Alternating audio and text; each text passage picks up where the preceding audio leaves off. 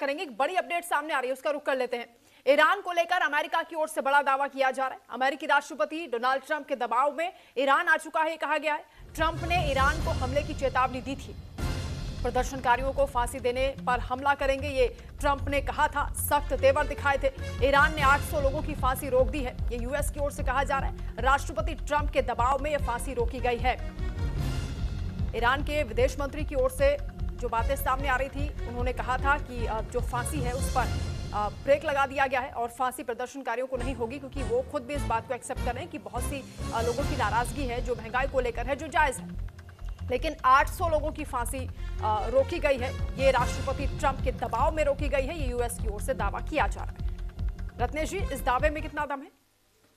ये official statement है, US government का ऑफिशियल स्टेटमेंट है, क्योंकि व्हाइट हाउस की प्रेस सेक्रेटरी कैरोलिन लेविट ने ये मीडिया के सामने कहा है कि ईरान के विदेश मंत्री ने ये बात कबूल की है कि 800 लोगों की फांसी रोक दी गई है। तो अगर ये ऑफिशियल स्टेटमेंट है और इसका कहीं से काउंटर नहीं किया गया है, तो हम मान के चले हो सकता कोई बैक चैनल में बातचीत चल रही हो।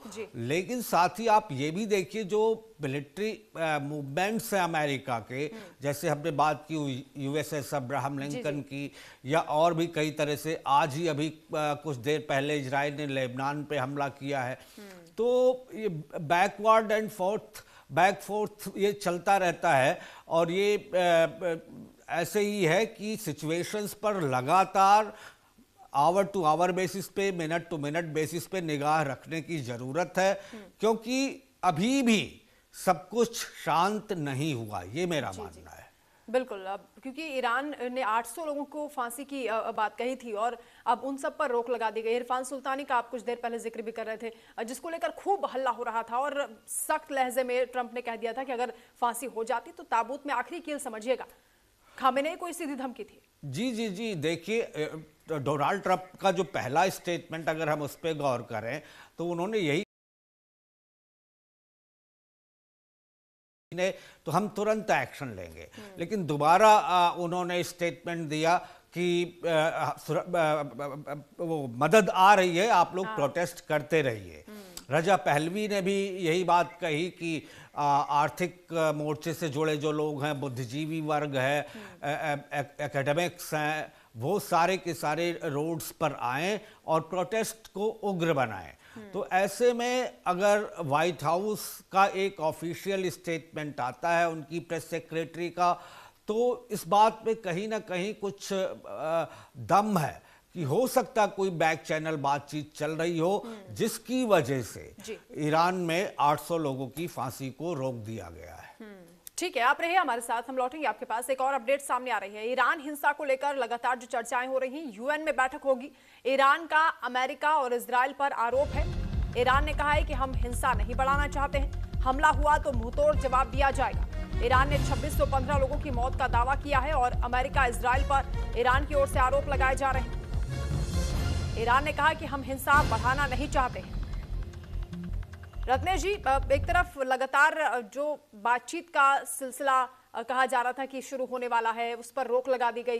डोनाल्ड ट्रंप ने इस तरह से इनकार कर दिया कि वो ईरान के अधिकारियों से कोई बातचीत नहीं करने वाले हैं। इधर ईरान कह रहा है कि हम तो शांति चाहते हैं। अब इजराइल और अमेरिका पर जो वो आरोप लगा रहे हैं, यूएन में इसको लेकर बैठक होने वाली है। यूएन में आपको लगता है कि कोई रास्ता, कोई समाधान निकल पाएगा? ये देखिए, डिप्लोमेसी में किसी भी चीज को ये हम नहीं कह सकते कि इसकी संभावना नहीं है।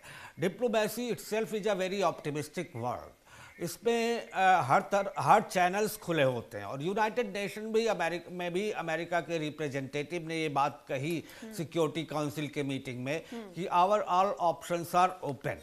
तो इसका मतलब ये है कि हम बातचीत के रास्ते भी हमारे लिए खुले हैं, और अगर ईरान बातचीत के रास्ते पर नहीं आता तो हम मिलिट्री स्ट्राइक के लिए भी तैयार हैं।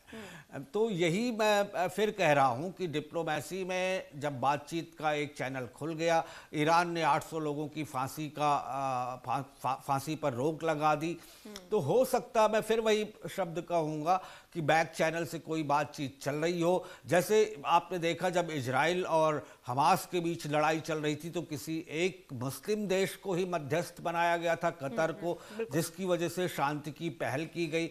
हो सकता है डिप्लोमेटिक वर्ल्ड के लोग, चाहे वो वेस्टर्न वर्ल्ड के लोग हों, चाहे वो मिडिल ईस्ट के हों, कुछ डिप्लोमेटिक चैनल्स खोल रहे हों जिसके जरिए बातचीत का रास्ता आगे बढ़ रहा हो, बशर्ते वो मीडिया के सामने ना आ रहा हो, मीडिया के सामने वही बात आ रही हो जो ऑफिशियल स्टेटमेंट है। जैसे व्हाइट हाउस की प्रेस सेक्रेटरी कैरोलिन लेविट का ये स्टेटमेंट कि 800 लोगों की फांसी अमेरिका के कहने पर, या ईरान ने रोक दी है, अमेरिका को कोई प्रेशर रहा होगा, तो एक रास्ता दिखाई दे रहा है। यूनाइटेड नेशन सिक्योरिटी काउंसिल में एक बात उन्होंने कही है, जो अमेरिका के रिप्रेजेंटेटिव हैं, कि हमारे सारे विकल्प खुले हुए हैं, हम हर तरह से अपने आप को तैयार रखे हुए हैं, लेकिन फिर भी स्थिति पर निगाह बनाए हुए हैं।